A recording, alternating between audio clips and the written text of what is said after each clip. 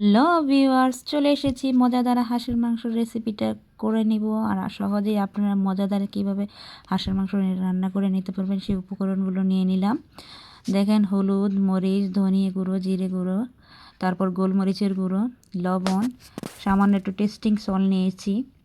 তো সব উপকরণ নিয়ে নিয়েছি। এই পর্যায়ে নিয়ে নিয়েছি রসুন বাটা, আদা বাটা, কাঁচা মরিচ আর শুকনো লঙ্কা মশলা। তো আপনি গরম মশলাগুলো সব উপকরণ নিয়ে নিয়েছি।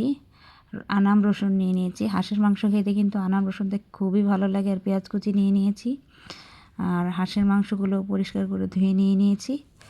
তো আমরা অনেক সময় শীত আসলেই কিন্তু এরকম একটা খাবার খেতে খুবই পছন্দ করি। আর এই খাবারটা খেতে কিন্তু দারুণ লাগে যদি সেভাবে রান্না করা হয়। তো আশা করি এভাবে আপনারা যদি একবারও রান্না করে খান তাহলে আপনাদের খেতে খুবই ভালো লাগবে আর ঝটপটে আয়োজনটা করে নিতে পারবেন। তাই সবার জন্য শুরু করে দিব রান্নাটার প্রসেসটা। তো এখন সবাই মনোযোগ দিয়ে দেখে নিন কীভাবে কী রান্না করে নিব। প্রথমে তেল প্যানে গরম করে নিব, তারপর শুকনো মশলাগুলো দিয়ে দিব। তো যারাই আমার ভিডিওটা দেখছেন অবশ্যই আপনাদের কাছে বিশেষভাবে একটাই অনুরোধ থাকবে, যারা নতুন দেখছেন তারা অবশ্যই আমার চ্যানেলটা সাবস্ক্রাইব করে যাবেন, একটা লাইক দিয়ে যাবেন, অবশ্যই আমার কাজের অনুপ্রেরণা বাড়িয়ে দিয়ে যাবেন। আর যারা পুরনো দেখছেন অলরেডি সাবস্ক্রাইব করেছেন তাদেরকে অসংখ্য ধন্যবাদ। আর সবাই আমাকে অনুপ্রেরণা দেওয়ার জন্য আমার ভিডিওতে একটা হলো লাইক করে যাবেন। তারপরে আমরা রান্নাটা শুরু করে দিই। তো এই পর্যায়ে পেঁয়াজগুলো দিয়ে দিলাম। তো নেড়ে চেড়ে পেঁয়াজগুলো একটু ভেজে নেব। তো পেঁয়াজগুলো আমরা বেশি ভাজবো না। তো হালকা যখনই বাদামি হয়ে যাবে তখন দেখা যায় আমরা সেগুলোর মধ্যে সব মশলাগুলো একসাথে যেগুলো রেখে দিয়েছি, আমরা কিন্তু এভাবে যদি একসাথে নিয়ে নেই তাহলে কাজটা অনেকটাই সহজ হয়ে যায়। কারণ মশলাটা আমরা যদি এক এক করে দিই তাহলে সময়টাও বেশি লাগে আর সেটা কাজেরও একটু বিঘ্ন ঘটে। এই জন্য আমি কি করি, একসাথেই সাজিয়ে নিয়েছি যাতে কাজটা সহজ হয়ে যায় আর দ্রুত রান্না করে ফেলতে পারি। এখন দিয়ে দিব মশলাগুলো, হালকা বাদামি হয়ে গিয়েছে। তো এই পর্যায়ে মশলাগুলো দিয়ে দিব। এগুলো কিছুক্ষণ ভেজে নেব, নেড়ে চেড়ে ভালো করে তেলের সাথে এগুলো ভেজে নেব। আর আপনারা সব সময় খেয়াল রাখবেন হাঁসের মাংস রান্না করার সময় মশলাটাকে ভালো করে ভেজে কষিয়ে নেবেন, তারপরে মাংস অ্যাড করবেন। কারণ কি, আমরা যদি ভালো করে মশলাটা কষিয়ে নিই তো সেই পর্যায়ে দেখা যায় মশলাটা থেকে একটা ঘ্রাণ আসবে এবং তেলগুলো ভেসে উঠবে, তখনই আমরা বুঝতে পারবো যে মশলাটা হয়ে গিয়েছে। তো সেই পর্যায়ে যদি আমরা মাংসটাকে ঢেলে দেই তখন দেখা যায় নাড়াচাড়া করতে করতে কিন্তু আমাদের মাংসতে একটু পানি ছেড়ে দিবে।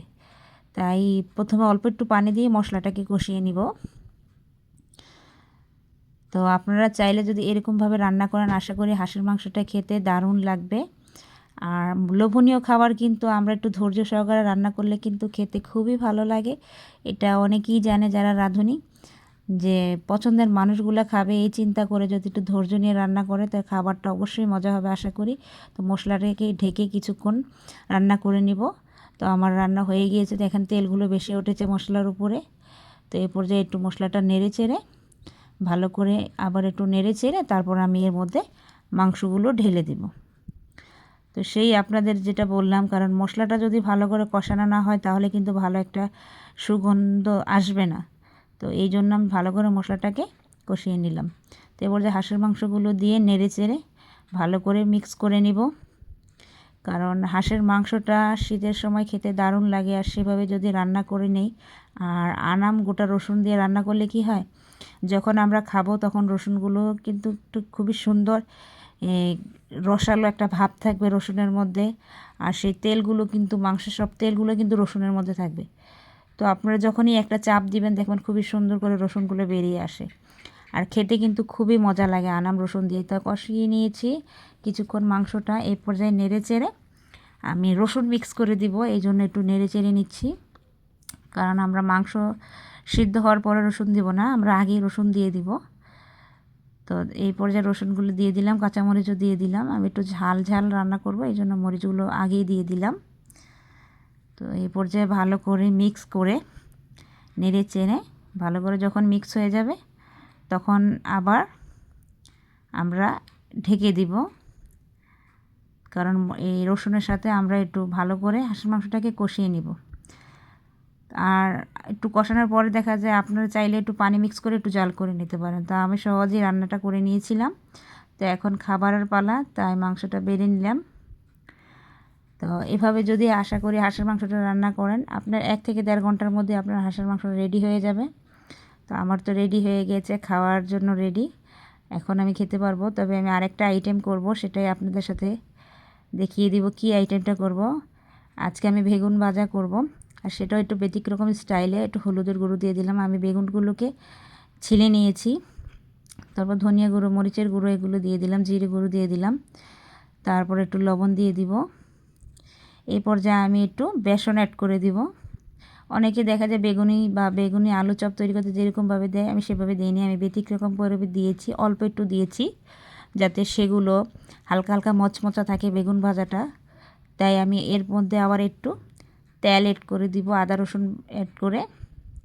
তো আদা রসুন দিয়ে দিয়েছি, একটু তেল মিক্স করে আমি এই উপকরণটা মেখে অন্তত 10 মিনিটের জন্য রেখে দিব, ভালো করে মেখে। তো আপনারা যদি এভাবে ভাজেন, আশা করি বেগুনগুলো খেতে সুস্বাদু এবং অনেকটা ক্রিস্পি হবে, খেতে খুবই ভালো লাগবে। আশা করি আপনারা একবার হলে এরকম একটা রেসিপি বাসায় ট্রাই করে দেখতে পারেন। খুবই মজাদার একটা রেসিপি বেগুন ভাজা। তো 10 মিনিট রেস্টে রেখে আমি এই পর্যায়ে ভাজতে চলে যাব। তো এক এক করে বেগুনগুলো দিয়ে দিচ্ছি। আমি তেলটা দেওয়ার কারণ হচ্ছে যে তেলটা ছিটে আর উপরে উঠবে না, এই জন্য আমি বেসনের মধ্যে হালকা একটু তেল দিয়ে মিক্স করে নিয়েছিলাম। তো নেড়ে চেড়ে আমি এগুলো একটু ভেজে নেব। তো আপনারা খেয়াল করবেন, হাই হিটে কিন্তু ভাজবেন না, একটু মিডিয়াম আঁচেই ভাজবেন। তাহলে দেখা যায় কি বেগুনের এগুলো মচমচা হবে, আর বেগুনটাও সিদ্ধ হবে পুরো, আর বেসনটাও মচমচা থাকবে বেগুনটার সাথে। তো আমি একটু পোড়া পোড়া করে ভেজে নিব। আসলে বেগুন ভাজাটা খেতে কিন্তু দারুণ লাগে, আর খুবই পুষ্টিকর একটা খাবার। তো আর মাংস থাকলে তো দেখা যায় বাচ্চারা অন্য কিছু খায় না, কিন্তু আপনারা চাইলে বেগুন ভাজা রাখতে পারেন, সেটা কিন্তু বাচ্চারা খুবই পছন্দ করে। তো আমি এভাবে বেগুন ভাজাটা করে নিই, বাচ্চারা সবাই বাসার খেতে খুবই পছন্দ করে। তা আপনারা করে নিতে পারেন, আশা করি খেতে ভালোই লাগবে। তো আমার বেগুন ভাজাটা প্রায় হয়েই গিয়েছে, এই পর্যায়ে আমি তুলে নিব বেগুনগুলোকে। দেখেন পোড়া পোড়া করে বেগুনগুলো ভেজে নিয়েছি। তো খাওয়া দাওয়া, রান্না তো হয়ে গেল, খাওয়া দাওয়া করে আজকে এক জায়গায় বেরোবো, তো সেটাও আপনাদের সাথে শেয়ার করব কোথায় যাব। তো হয়ে গেল বেগুন ভাজা। তো এখন আমি বের হয়ে গিয়েছি, আজকে নারায়ণগঞ্জ শহরটাতে একটু ঘুরবো, আর আজকে এক জায়গায় যাব। তো কোথায় যাব সেটাও বলবো আপনাদের সাথে। তো আসলে না, যখনই ঘুরতে বেরোই বাইরের দৃশ্যটা দেখলে খুবই ভালো লাগে। আর সকালবেলা যদি বেরোই তাহলে ভালো লাগে, কিন্তু দুপুরের পরে যখন বেরোই না, তখন একটু যানজট জ্যামে পড়ে যাই। তো নারায়ণগঞ্জ চলে আসলাম ডিআইডিতে। তো আমি আজকে এমন একটা জায়গায় যাব, সেখানে যেতে হলে দেখা যায় অনেকটাই জার্নি করে যেতে হয়। তো সেই লোকেশনটা হচ্ছে, এটা হচ্ছে লঞ্চঘাট নারায়ণগঞ্জ। সেখানে আমি যাব, আমার মোবাইলটার গ্লাসটা ফেটে গিয়েছে। তো কোথা থেকে সহজে গ্লাসটা কম খরচে আমি পাল্টাতে পারবো, সেখানে একটু দূর হলেও চলে যাই। তো এই পর্যায়ে আমি মার্কেটে যাব, কিন্তু রাস্তা মনে হচ্ছে শেষই হচ্ছে না, এরকম মনে হচ্ছে। কি আর করার, চলে আসলাম। তো এই পর্যায়ে দোকানদারকে বললাম আমার মোবাইলের গ্লাসটা চেঞ্জ করে দাও। তো সে ভালো করে পরিষ্কার করতেছে। আসলে তারা বলে যে ভালো করে পরিষ্কার না করলে কি গ্লাসটা নাকি বসবে না। তো খুবই সুন্দর করে সে পরিষ্কার করতেছিল, ভালোই লাগলো তার টেকনিকটা আমার দেখে। আসলে অনেকেই অনেক রকমভাবে দেখা যায় পরিষ্কার করে। আমি আগেও গ্লাস চেঞ্জ করেছিলাম, বাচ্চাদের ঘর তো খালি ভেঙে ফেলে, এই জন্য একটু ঘন ঘনই দেখা যায় 2-4 মাস পর পর আমার গ্লাসটা চেঞ্জ করতে হয় ফোনের। তো এই পর্যায়ে আমার মোবাইলটার গ্লাসটা লাগিয়ে নিলাম, দেখি এবার কতদিন যায়, কারণ আপনাদের সাথে তো শেয়ার করব কখন কি হয়। আর বাচ্চারা তো দুষ্টামি তো করবেই, এটা স্বাভাবিক, বাচ্চারা দুষ্টামি না করলে কারা করবে। এই জন্য ফোনটার গ্লাসটা আমার নিয়মিতই চেঞ্জ করতে হয়। তো চেঞ্জ হয়ে করে নিলাম। তো আমার গ্লাসটাও লাগানো হয়ে গিয়েছে। তো আসলে আপনারা চাইলে সহজে কম খরচে কোথাও আসতে চাইলে আপনারা এখানে আসতে পারেন, এখানে খুবই কম খরচে দেখা যায় আপনার মোবাইলের গ্লাসটা লাগাতে পারবেন। তো এবার চলা যাক, বের হই মার্কেট থেকে, কাজ তো শেষ হলো। তো যাওয়ার পথেই দেখলাম অনেক ড্রেস বিক্রি হচ্ছিল এখানে, এটা কিন্তু আপনারা চাইলে এখান থেকে পাইকারি ড্রেস কিনতে পারেন।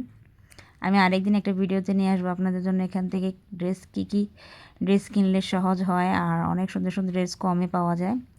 তো সেখানটা আপনাদের বিস্তারিত আমি আরেকদিন ঘুরে দেখাবো। তো আজকে অনেক ঘোরাফেরা হলো, অনেক কিছুই দেখলাম। নতুন জিনিসের অভিজ্ঞতাও হলো। যারা অবশ্য অনেকেই জানেন না কোথা থেকে কোন জিনিসটা পাওয়া যায়, তাদের জন্য একটাই উদ্দেশ্য করে কিছু না কিছু তো নিয়েই আসবো, আমার উদ্দেশ্যটা সেটাই থাকবে। তো সবাইকে শুভকামনা রইল। আমার ভিডিওটা যারা এতক্ষণ ধৈর্য ধরে দেখেছেন তাদেরকে অসংখ্য ধন্যবাদ।